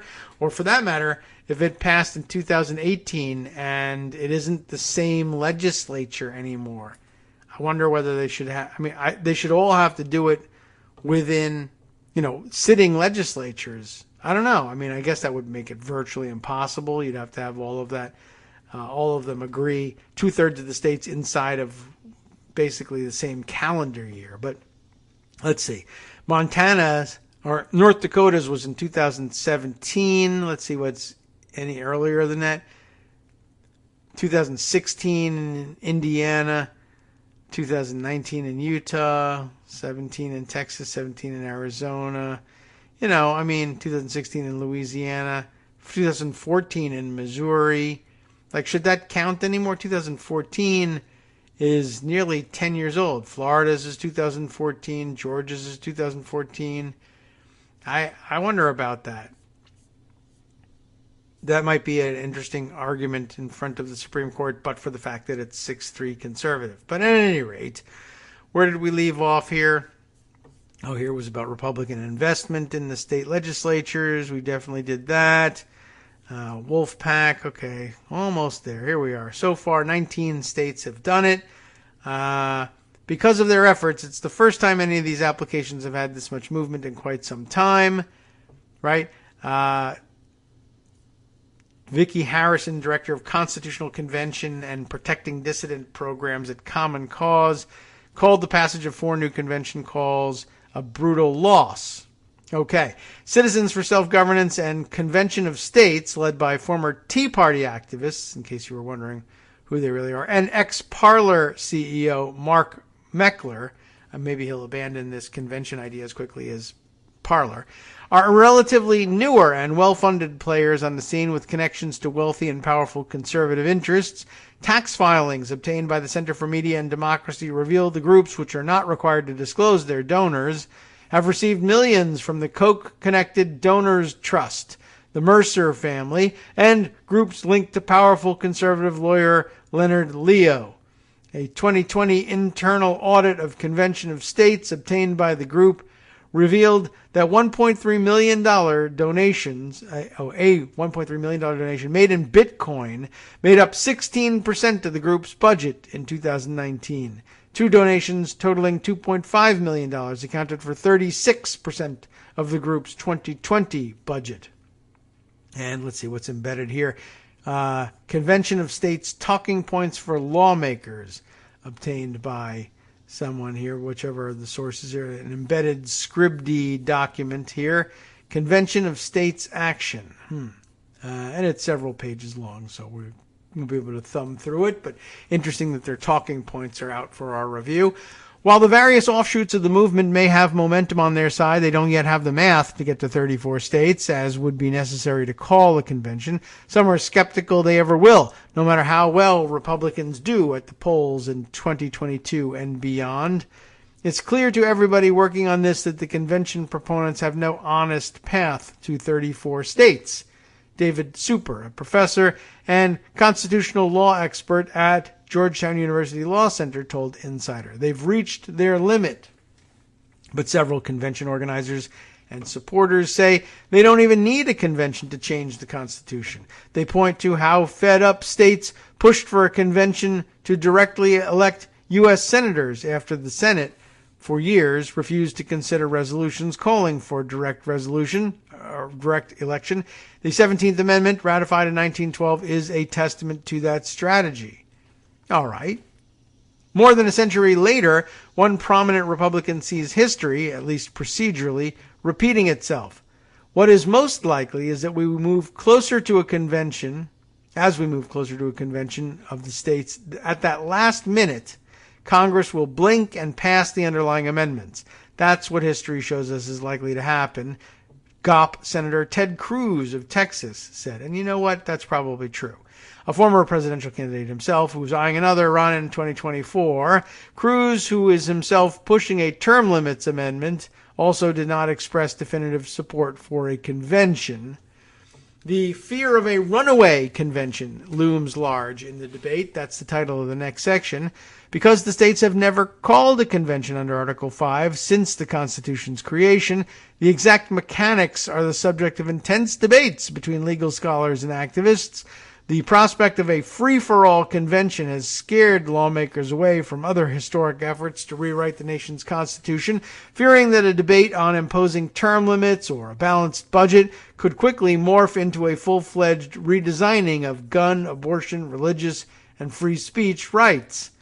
Right-wing organizations such as the John Birch Society oppose a convention out of fear that it would open the door to weakening constitutional rights.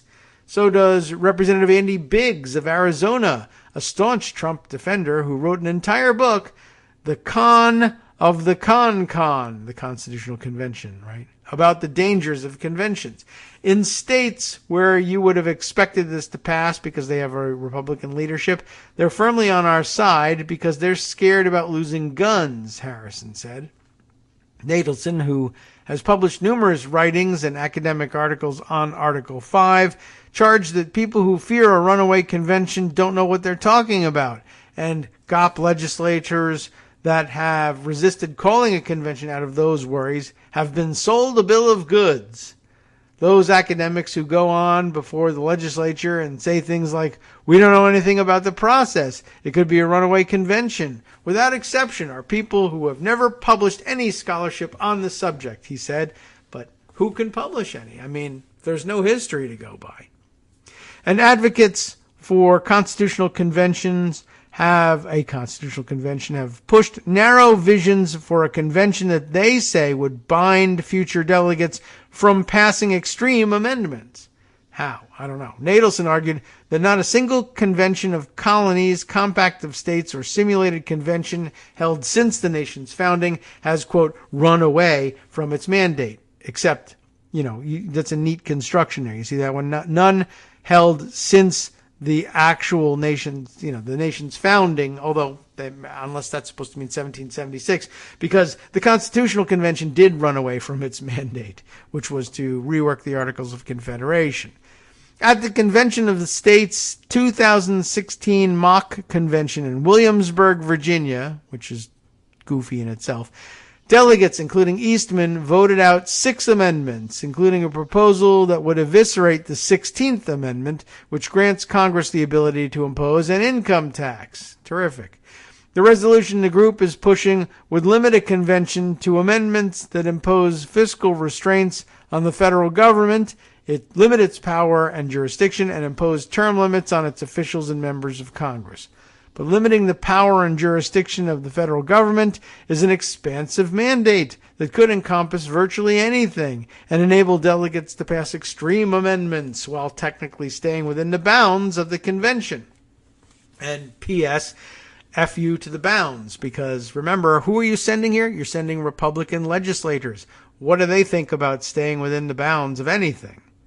Not big fans. So, maybe not. I defy you to name a constitutional amendment that you might want that I couldn't characterize as one of the 3 things in the Convention of States, Super said. You want to repeal the 14th Amendment Equal Protection Clause? That's limiting the power of the federal government to interfere with state laws. Almost anything you want, you can characterize as one of those things. Next section, a brilliant strategy for controlling a political agenda. Is it? Let's see. Recent blog posts of the Convention of States website explicitly reference the need for a convention to limit federal overreach on abortion, guns, and immigration. even though things are going their way on that. I don't know. The Supreme Court has said that amending the Constitution is a political question in which the federal courts cannot get involved, Super said. The president has no role at all in the process, and the whole point of the convention route is to sideline Congress, so Congress can't overrule the convention. There's no one to intervene. There's no one to stop a convention from doing whatever they want to do. States have the flexibility to caveat their calls for a convention. There's part of an answer to our earlier question. And some have included penalties to keep delegates in line. I don't know how well they'll hold up. Indiana and Florida have even made it a felony for convention delegates to defy the legislature's intent, measures they passed alongside their pro-convention resolutions. Super, however, said that criminal penalties punishing rogue delegates are not constitutional. Maybe. I mean, they're rewriting the Constitution, so maybe they would be constitutional. I don't know, but I see what you mean. Or enforceable because of the Supreme Court's 2000 ruling in Bush v. Gore, interestingly enough, that their home state's laws don't bind state officers performing national duties.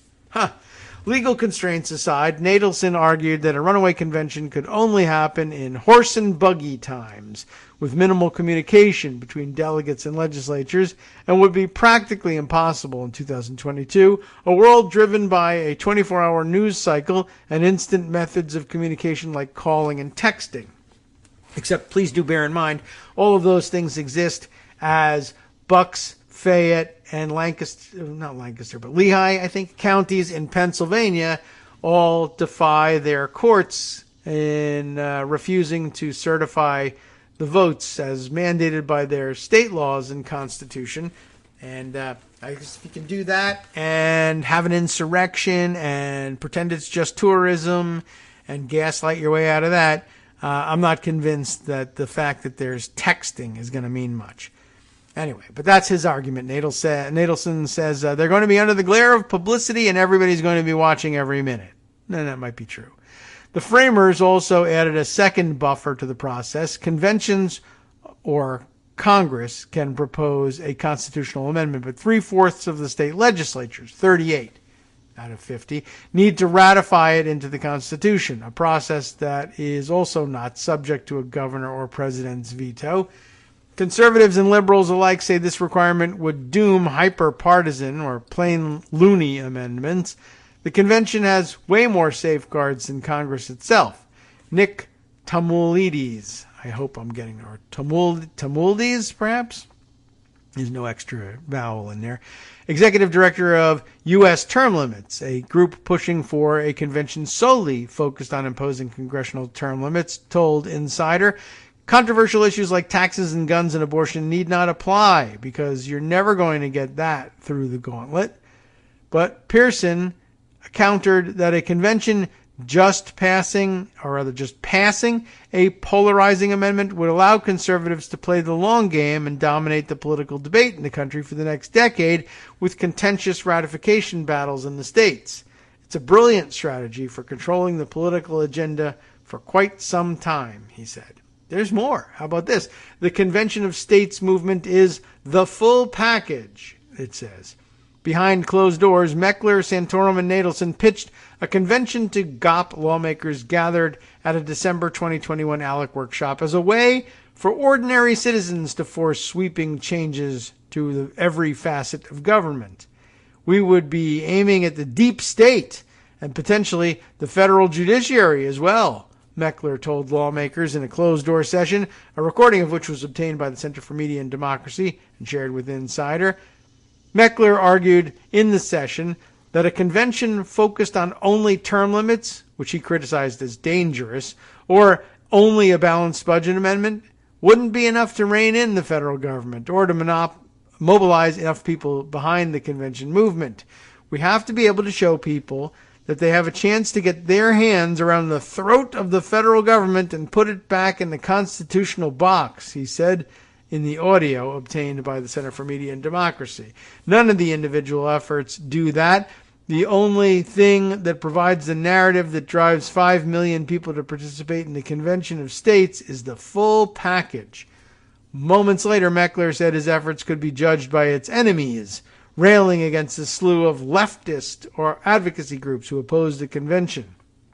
It's every leftist group in America, radical leftist group in America, that stands for, I would argue, the destruction of America, the destruction of babies in the womb, the destruction of life itself, he said. They hate America. They want to destroy America. And they're against Convention of States that wants to destroy the Constitution. Santorum also assured lawmakers that conservative interests would be strongly represented in a one-vote-per-state convention due to the outsized influence of lower population states, saying we have the opportunity as a result of that to have a supermajority, even though we may not be in an absolute majority when it comes to the people who we agree with. The conservative movement isn't resting on the laurels of its victories in the Supreme Court arena, but is aggressively pioneering new frontiers to reshape every aspect of American law and society. And while a no-holds-barred constitutional convention may seem far off, the ideological fervor driving the convention movement and the ambitious aims of its proponents guarantee it won't be going away anytime soon. This is the opportunity the founders gave you, state legislators. They gave you the power to fix this country, Santorum told lawmakers gathered at the 2021 ALEC meeting, his voice booming. With all due respect, how dare you not try? How dare you in the face of what's going on in this country? Yarg. How dare you not even try? How interesting. Well, okay, so there you have it. This is what these weirdos are up to and spending their time on, and might succeed in pulling off to perhaps everyone's very great detriment.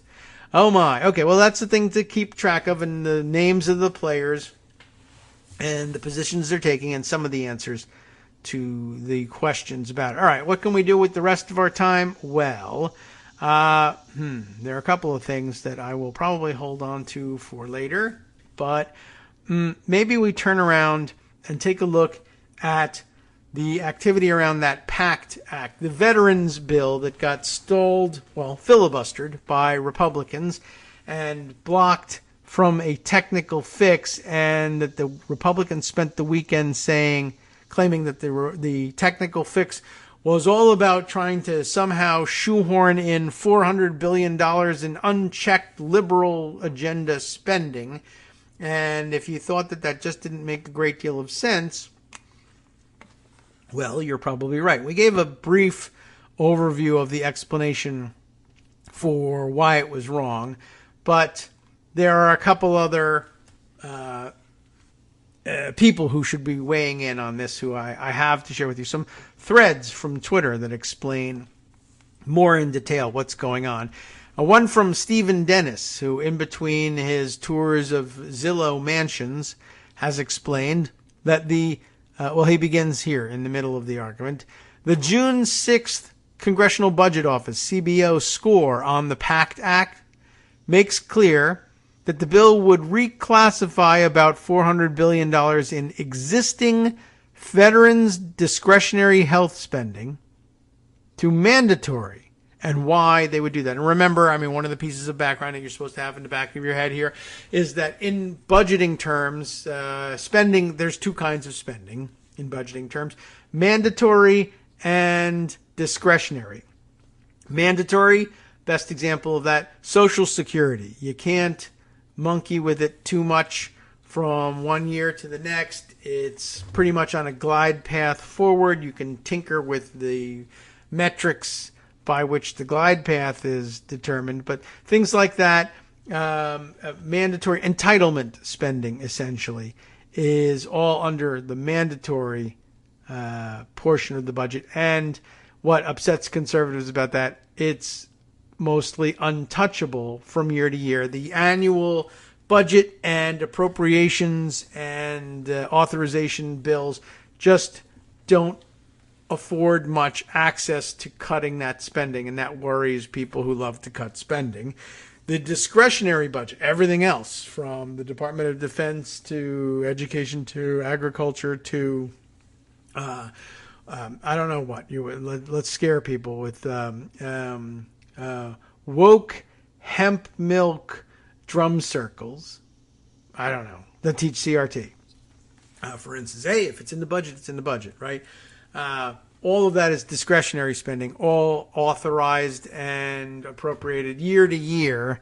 And mandatory spending, like I said, one, harder to get at and trim back, and two, more automatic and continuing from year to year. There's virtually no risk of seeing the programs individually targeted and reduced from year to year. So essentially what it is, I mean, the short version of it was that Dems want to move the ongoing long-term commitment to paying for the health care of veterans exposed to these burn pits into mandatory spending, as some have described it, and I think even Jon Stewart got around to describing it this way over the weekend, saying this is a long-term medical problem. We should put aside money, on a long-term basis that isn't subject to political whims from year to year to make sure that these veterans are taken care of. Republicans, on the other hand, want to force, to the extent that there's any funding at all for these veterans, force them to come and fight for it each year.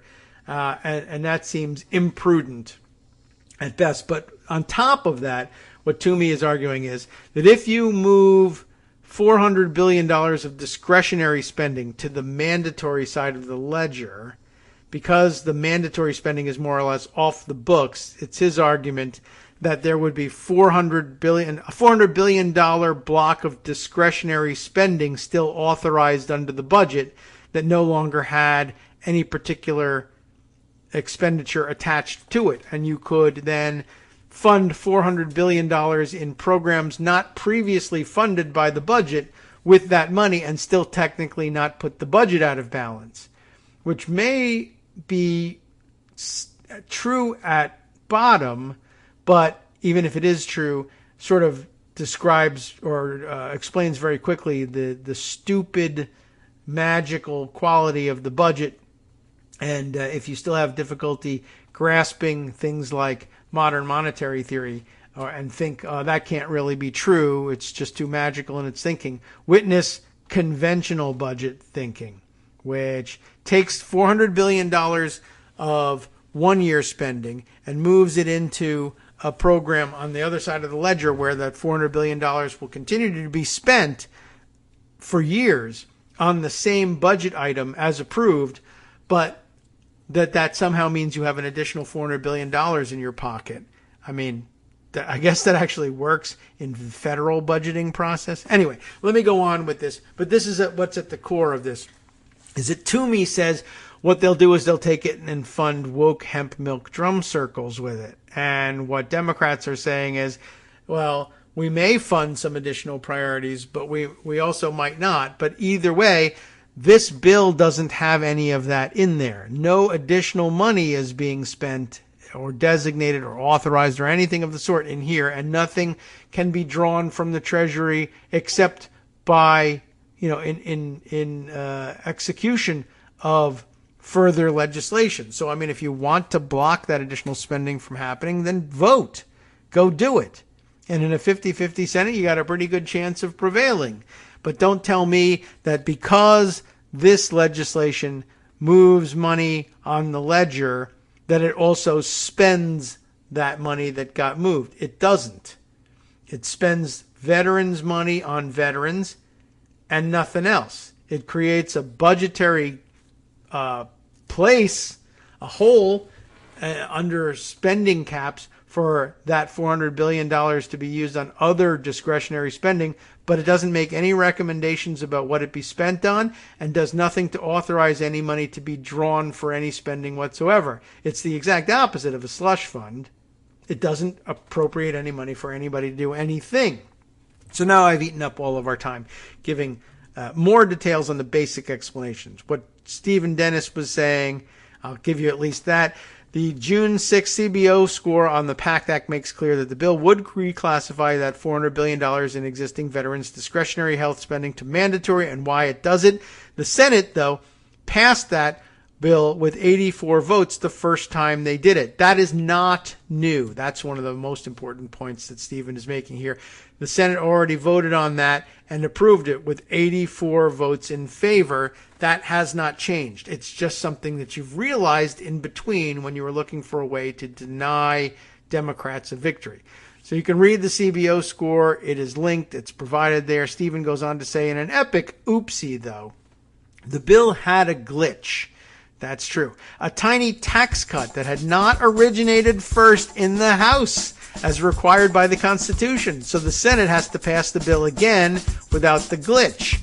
And when they did that, then they realized that's when Toomey stumbled upon this thing and said, maybe I could make a problem with this. Toomey, probably the number one Republican spending hawk, voted no the first time around, so he is consistent in that, and says no to a quick fix now, too. He doesn't like the shift to mandatory spending, and his worry is it could open up $400 billion in discretionary spending by future Congresses under budget caps. Toomey wants to block the ability to spend more money on other things by shifting existing spending to the mandatory ledger. Dems argue that that's a future fight. Don't block this bill over worries about future spending bills that don't exist yet. And I think that's a pretty good encapsulation of things. But it's only about a third of what Stephen has to say about this. Plus, there's more. But guess what? There are more days than this week, as it turns out. Days upon which, or during which, we can discuss this topic and others. Surely more things will happen. Greg might want to talk about it. You never know who else might want to talk about it. But we'll be back tomorrow. And as usual, the first hour will be those things that Greg wants to talk about. Some of those will be probably stuff like this. Anyway, do stay tuned. There's more great programming coming shortly here on NetworksRadio.com. You have been listening to Kagro in the Morning with David Waldman. We are once again, though, without a brand new West Coast cookbook and speakeasy. Justice Putnam, a little under the weather, I think is a fair way of describing things there. Everybody needs a break. But, as usual, more interesting and amazing and enrapturing programming, I am sure, here on Netroots Radio. Do stay tuned. We'll see you tomorrow.